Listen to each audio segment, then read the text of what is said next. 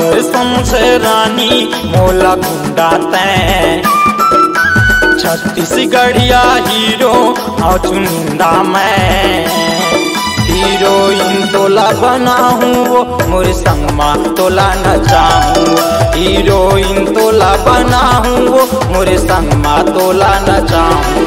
अरे काबर करत छे गुंडा जैसे काम रे, तोर खातिर हो गए बदनाम रे। आँखें मार के मोला बलाए रे, सिटी पार के मोला बलाए। आँखें मार के मोला बलाए रे, सिटी पार के मोला बलाए।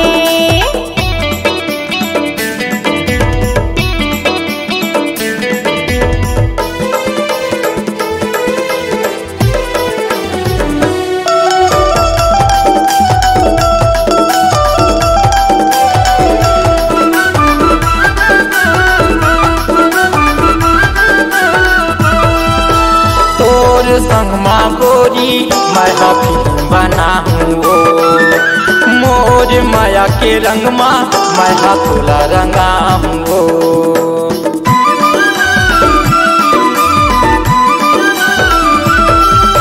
फिल्म के बहाना मोला जने फसाना रे, चढ़ती मोर जवानी मजन दाग लगाना रे।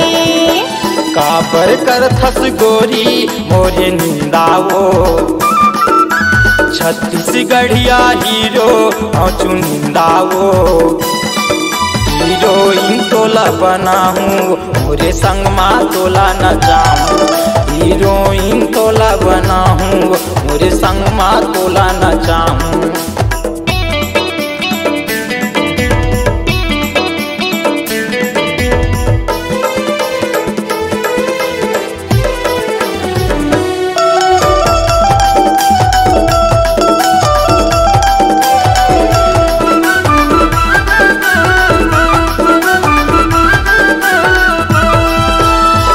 गजब के दिखते गदराए जवानी तो, देख के तोरे चेहरा मारे पानी मोर।